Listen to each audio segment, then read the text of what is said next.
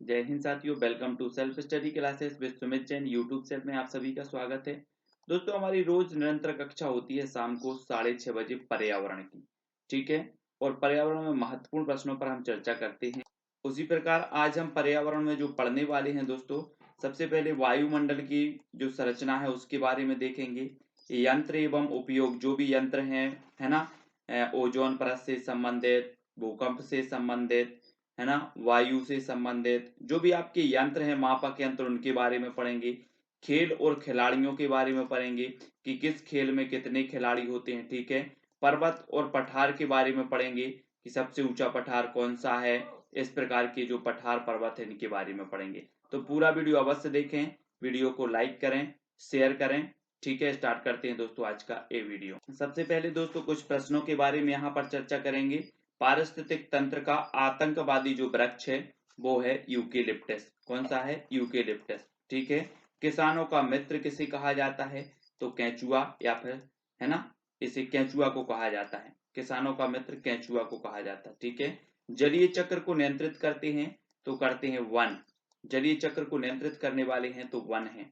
खाद्य श्रृंखला का क्रम उत्पादक, उपभोक्ता और अपघटक, ये खाद्य श्रृंखला का क्रम है। ठीक है, घास स्तरीय पारिस्थितिक तंत्र में खाद्य श्रृंखला का सही क्रम है तो घास, टिड्डे, मेंढक, सर्प और बाज, ये क्या है? घास स्तरीय पारिस्थितिक तंत्र का सही क्रम हो जाएगा। सभी पारिस्थितिक तंत्रों में ऊर्जा का पिरामिड सदैव कैसा होता है? सीधा होता है। ठीक है, ये चीज भी आपको याद रखनी है। एक वृक्ष पारिस्थितिक तंत्र में संख्या का पिरामिड होता है तो उल्टा होता है। संख्या का पिरामिड उल्टा होता है। ठीक है, खाद्य श्रृंखला में नेपेंथीज कीट भक्षी पौधा का स्तर है तो उत्पादक एवं द्वितीय उपभोक्ता दोनों का।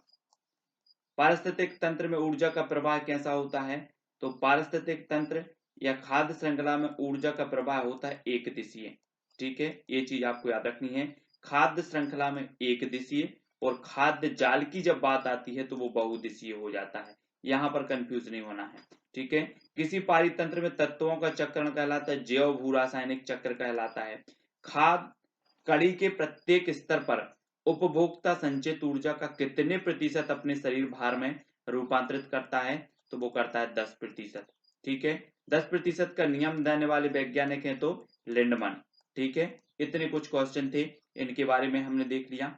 और अब देखेंगे कुछ महत्वपूर्ण घाटी हैं, इनके बारे में आपसे घाटी पूछी जाएगी कि दून घाटी कहाँ पर है?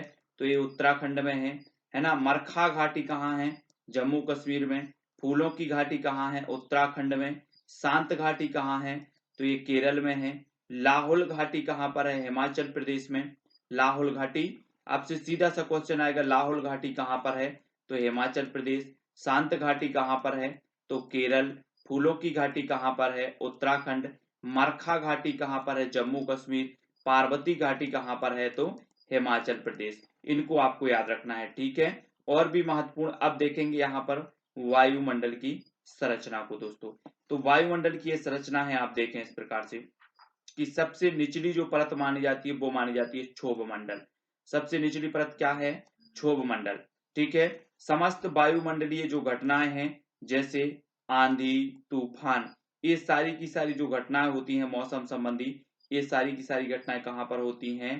क्षोभ मंडल में होती हैं। ठीक है, ये चीज आपको याद रखना है। यहां से दो क्वेश्चन पूछे जाते हैं, मौसम संबंधी घटनाएं किस परत में होती हैं? तो ये क्षोभ सीमा में होती हैं। ठीक है, या क्षोभ मंडल में होती हैं। और सबसे निचला जो मंडल है वो कौन सा है? तो ट्रोपोस्फियर जिसे कहा जाता है क्षोभ मंडल को। ठीक है, इनको याद रखना है। दूसरा है दोस्तों हमारा समताप मंडल, जिसे ओजोन मंडल भी कहा जाता है। ठीक है, ओजोन परत भी इसी में पाई जाती है ना, समताप मंडल में। स्ट्रेटोस्फेयर, स्ट्रेटोस्फेयर इसे कहा जाता है। हवाई जहाज उड़ाने की आदर्श दशा, हवाई जहाज कहाँ पर किस जो है मंडल में उड़ती है? तो ये समताप मंडल में उड़ती है। एक क्वेश्चन। दूसरा क्वेश्चन, ओजोन गैस कहाँ पाई जाती है? तो समताप मंडल में पाई जाती है। ठीक है, समताप मंडल को और क्या नाम दिया गया? तो ओजोन मंडल।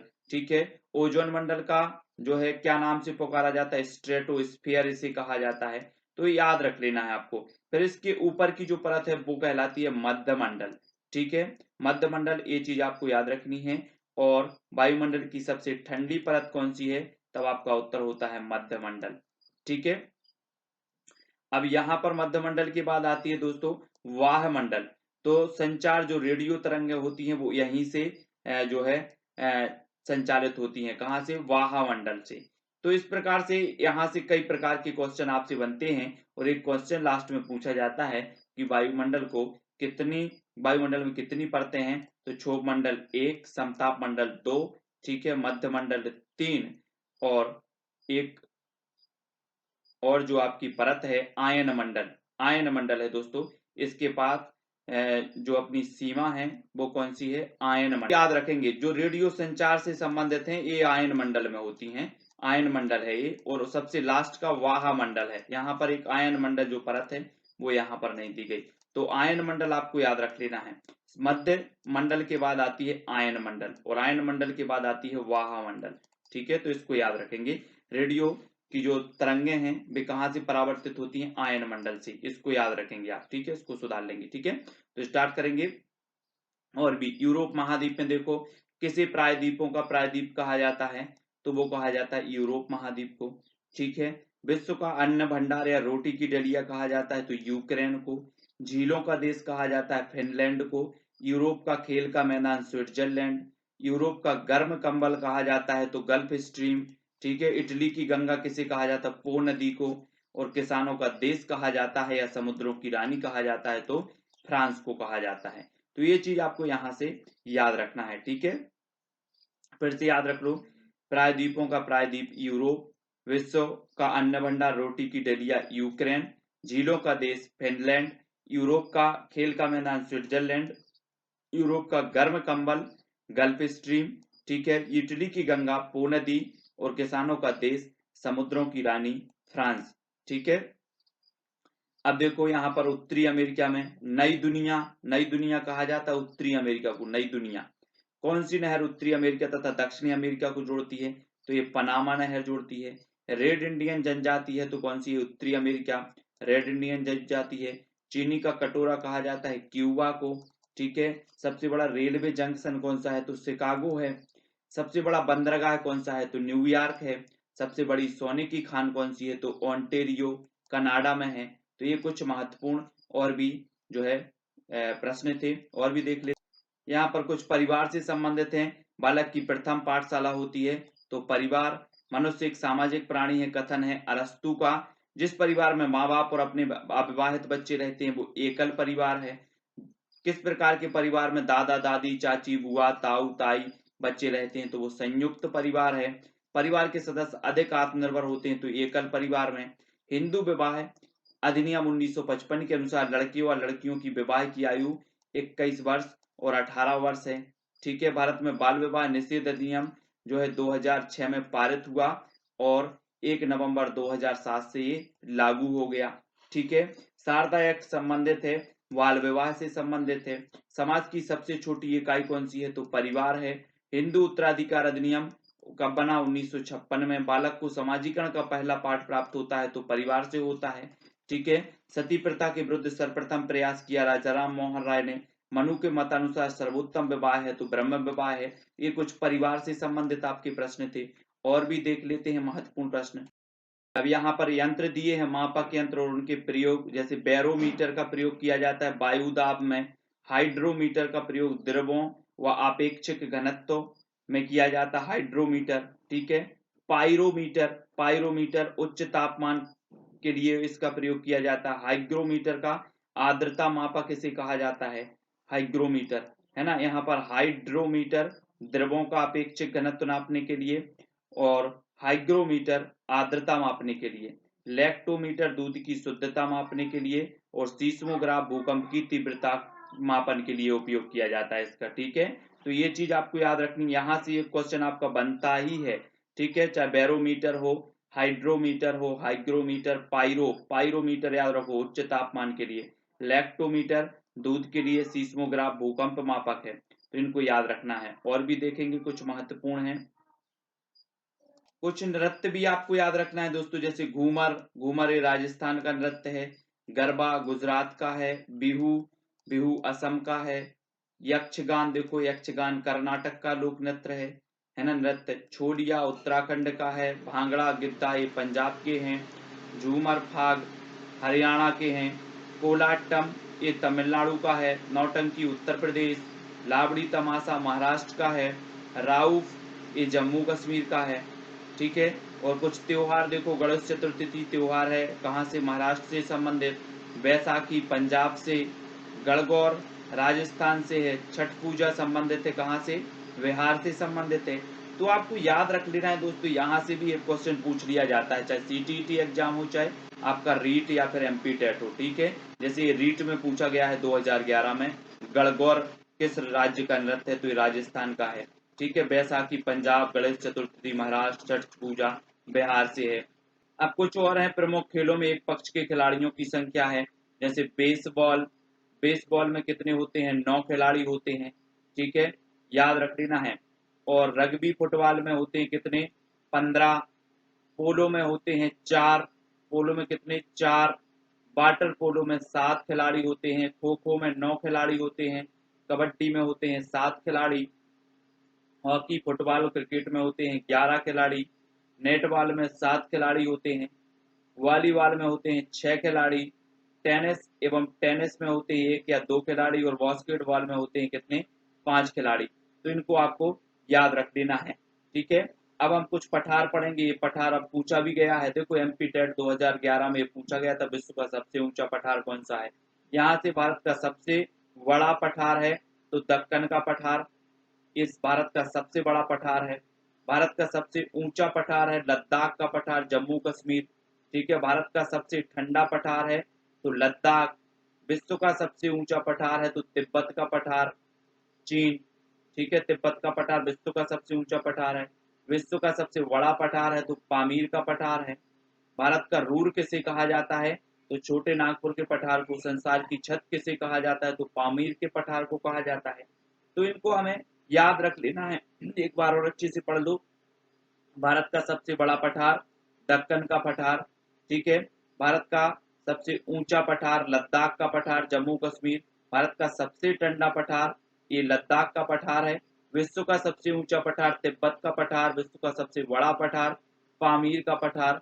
भारत का रूर कहा जाता है तो छोटे नागपुर के पठार को। और संसार की छत कहा जाता है तो पामीर के पठार को। ठीक है। इनको याद रख लेना है। कुछ यहाँ पर नदी दी है ना।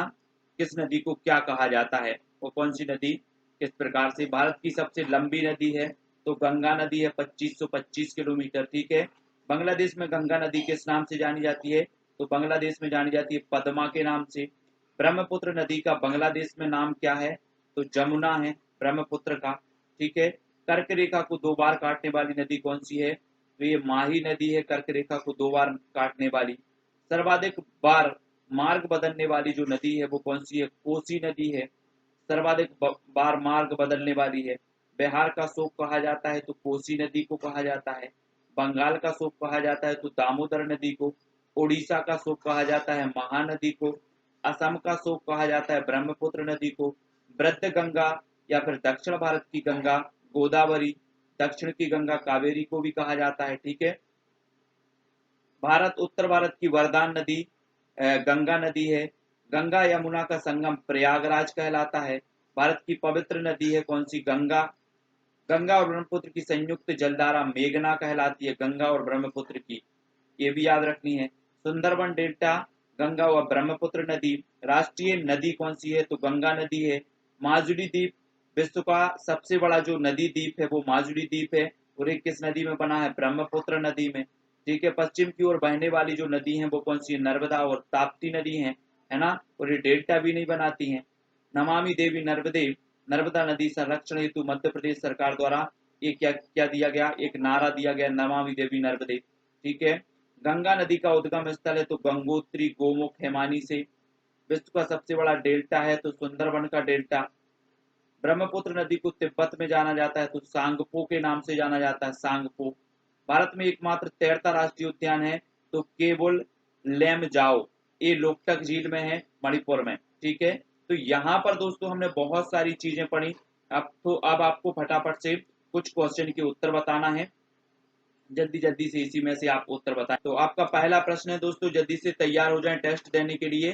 फर्स्ट प्रश्न है कि विश्व का सबसे बड़ा डेल्टा कौन सा है? विश्व का सबसे बड़ा डेल्टा बताना है आपको। जल्दी से लिखें कमेंट में। आपको आपने अभी पढ़ा है और आपका टेस्ट भी यहाँ पर होने वाला है। विश्व का सबसे बड़ा डेल्टा कौन सा है? तो आपका राइट आंसर क्या हो जाएगा?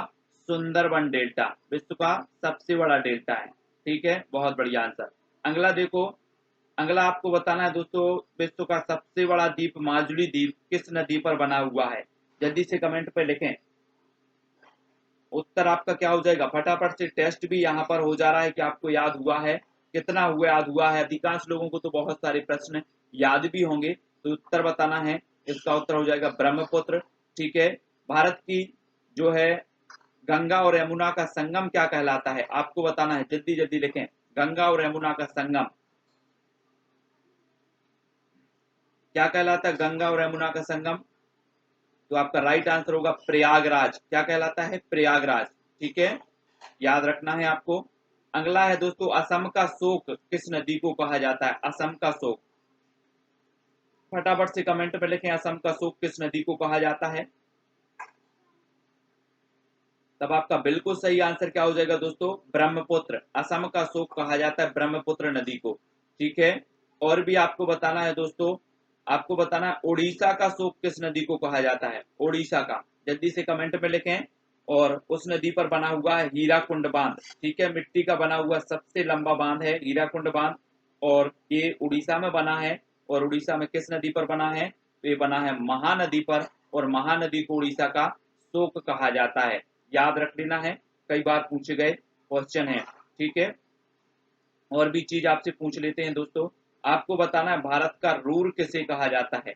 जल्दी से कमेंट में लिखें, भारत का रूर। भारत का रूर किसे कहा जाता है? तो आपका बिल्कुल सही आंसर क्या हो जाएगा? छोटे नागपुर के पठार को भारत का रूर कहा जाता है।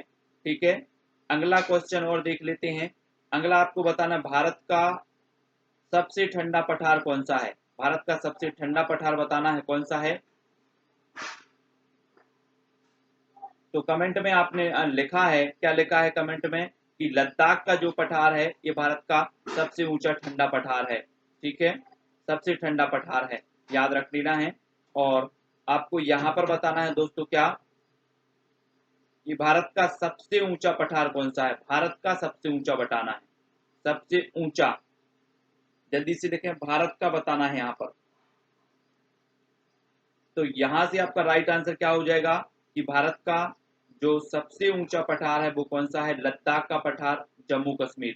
ठीक है, तो ये सारी की सारी चीजें याद रखनी है। कुछ प्रश्नों के बारे में यहाँ पर चर्चा की। आप वीडियो को लाइक जरूर करेंगे और वीडियो को शेयर करना है। इसी प्रकार शाम को 6:30 बजे रोज आपकी कक्षा होती है पर्यावरण।